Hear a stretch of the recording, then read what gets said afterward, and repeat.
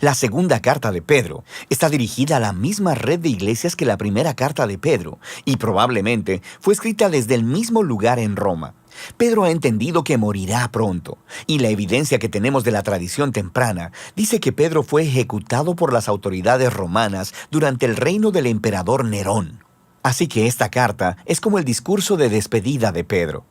Él inicia ofreciendo un reto final, que los seguidores de Jesús deben ser personas que nunca dejen de crecer. Y a esto le siguen dos advertencias finales acerca de un número creciente de maestros corruptos que están haciendo que los cristianos en estas comunidades de iglesia se desvíen. Primero, por su manera corrupta de vivir, y segundo, por su teología distorsionada. A lo largo de la carta, Pedro está combatiendo las acusaciones que estos falsos maestros han hecho contra él y los otros apóstoles. Y el objetivo de Pedro es restaurar la confianza y el orden a estas comunidades de iglesia. Así que Pedro inicia recordándoles a estas iglesias que a través de Jesús, Dios ha invitado a las personas a participar de su propia naturaleza divina. Esto es, a compartir el amor y la vida eterna de Dios. Esto es completamente asombroso y requiere una respuesta de por vida. Recibir este regalo significa un compromiso a desarrollar los mismos rasgos de carácter que distinguen a la propia naturaleza de Dios. Aquí, Pedro lista 7 rasgos que deben procurar, y el último abarca y corona todos los demás. Es el amor, el cual, de acuerdo a Jesús, significa dedicarte al bienestar de los demás, no importa cómo respondan o qué tan costoso sea. Amar, de acuerdo a Pedro, es compartir la misma vida de Dios. Pedro luego declara el propósito de la carta, que es el funcionar como un monumento a su enseñanza para que pueda ser transmitida a las siguientes generaciones, ya que no le queda mucho tiempo para estar ahí personalmente. Así que, antes de morir, él quiere abordar estas objeciones y acusaciones que están siendo hechas por los maestros que distorsionan las enseñanzas de Jesús y de los apóstoles. De manera que Pedro primero aborda una acusación repetida por los escépticos presentes y futuros, en el sentido de que él y los apóstoles simplemente inventaron todo esto de que Jesús se levantó de los muertos, que es el Rey del mundo y que Jesús en realidad no volverá. Así que Pedro ofrece su testimonio ocular sobre el poderoso momento en el que Jesús se transfiguró en la montaña. Recuerda la historia en Marcos capítulo 9. Los apóstoles vieron a Jesús como el Rey exaltado y su resurrección significa que Él está vivo como Rey y regresará un día para rescatar al mundo. Así que el futuro regreso de Jesús para traer el reino de Dios cumplirá todo lo que las antiguas escrituras han estado señalando. Las palabras de los profetas del Antiguo Testamento no son fantasías fabricadas. Es a través de las palabras humanas de la Escritura y a través del Jesús humano que Dios mismo nos ha hablado.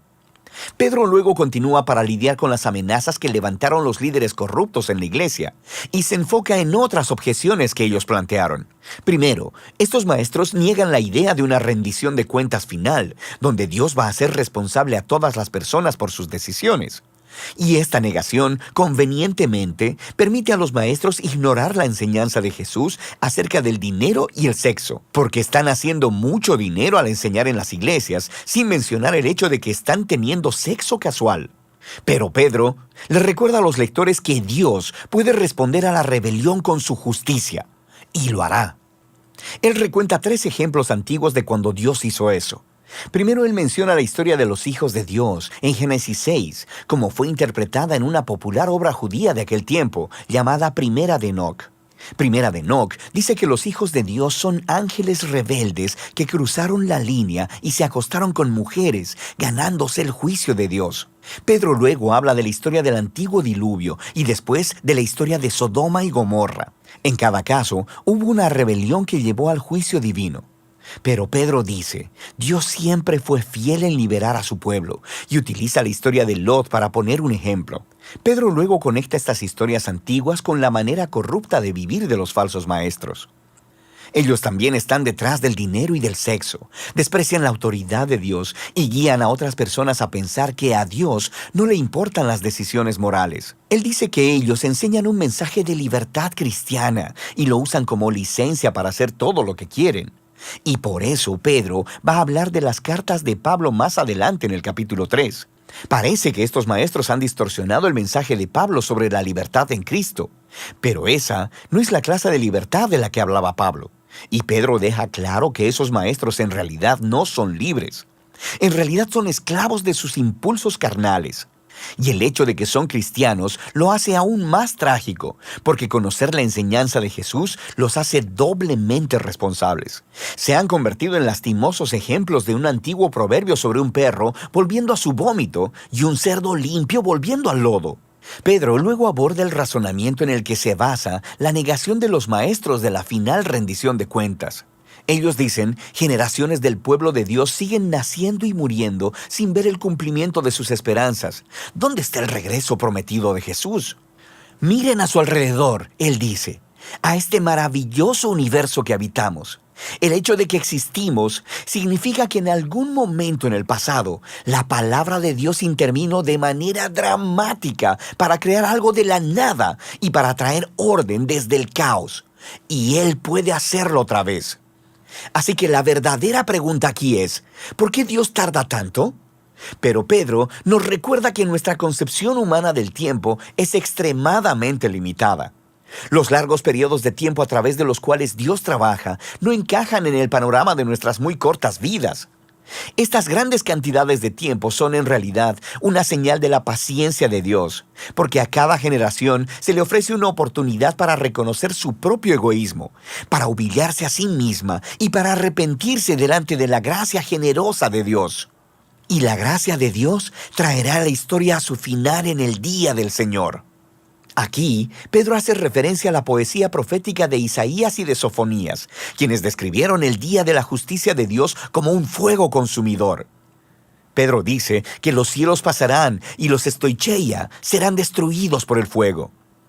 Esta es una palabra griega que puede referirse a los elementos, y en ese caso significa la disolución del universo material. O probablemente se refiere a los cuerpos celestiales.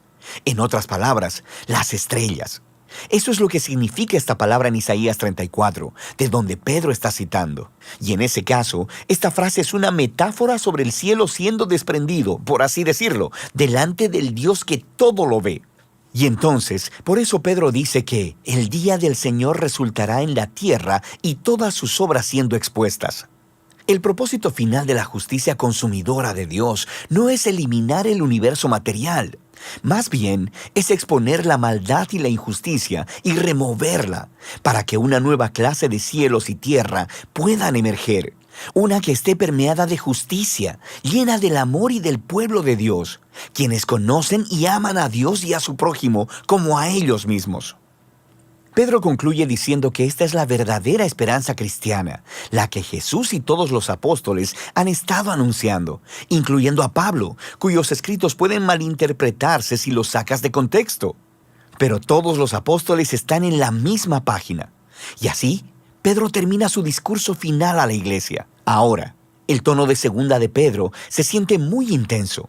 Pero su pasión viene de una firme convicción de que Dios ama a este mundo y está determinado a rescatarlo a través de Jesús.